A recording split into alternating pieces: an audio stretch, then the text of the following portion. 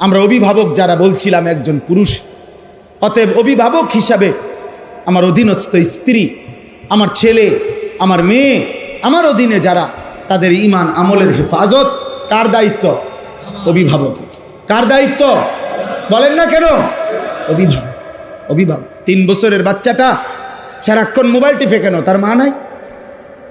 12 বছরের ছেলেটা সারাক্ষণ মোবাইল টিপে কেন? কেন তার বাপ নাই? আপনি চিরানি খান, আপনি গাঁসনি কাটেন, কার জন্য আপনি রোজগার করেন? এত টাকা, এত ঘাম, এত পয়সা আপনি রোজগার করছেন ওর জন্য? কার জন্য বিল্ডিং করলেন? ও তো এক ওয়াক্ত নামাজ পড়ে না। এই দুশ্মন আপনার জন্য কি উপকারে আসবে? কথা বলে না? হ্যাঁ, ওই বাপ, আপনি যে আজকে 60 বছর হয়ে গেল, আপনি যে আজকে 30টা বছর ধরে এই বাজারে মাথার ঘাম পায়ে ফেলাইয়া একটা একটা টাকা রোজগার করেন, ব্যবসা করেন, আপনার স্ত্রীও বেপর্দা, আপনার ছেলেও নামাজ পড়ে না, আপনার মেয়েও পর্দা করে না, আপনি এনে বাজারে ঘাম ঝরে, আর তারা বইয়া বইয়া টেলিভিশনে ঘরে সোফাত বইয়া তারা নর্তকীর নাচ দেখে, নাটক দেখে, সিনেমা দেখে। আপনার ছেলে এলাকার আরো 2-4টা বখাটের লগে পুরা দমে মোবাইলে উলঙ্গ ছবি দেখছে, আর আমনের ঘাম বাইয়া বাইয়া পড়তেছে একটা একটা টাকার জন্য।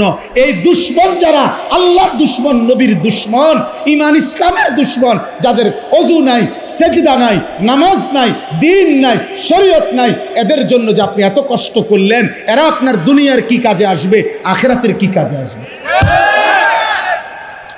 বলেন অভিভাবক বলেন। আর দরকার আর আইতাম না কোনোদিন, আইজ গিয়ে কইয়ে যা, আর আইলাম না।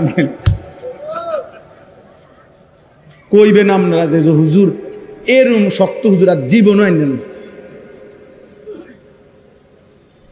একবারই আসা। আমি এক অস্থির মানুষ, যার জীবনের কোনো স্থিরতা নাই। আমি কখন কই থাকি, কি করি কিচ্ছু জানি না, নিজেও জানি না।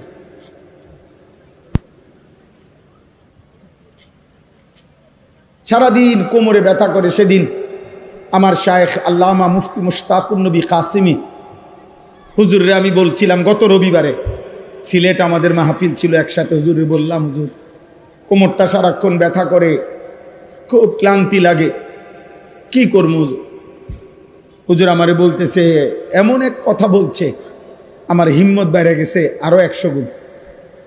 হুজুর আমারে বলছে, মাওলানা, এ মালিকের কথা বলতে বলতে, আল্লাহর পথে ডাকতে ডাকতে একদিন শরীর দুর্বল হয়ে যাবে, অসুস্থ হয়ে যাবেন,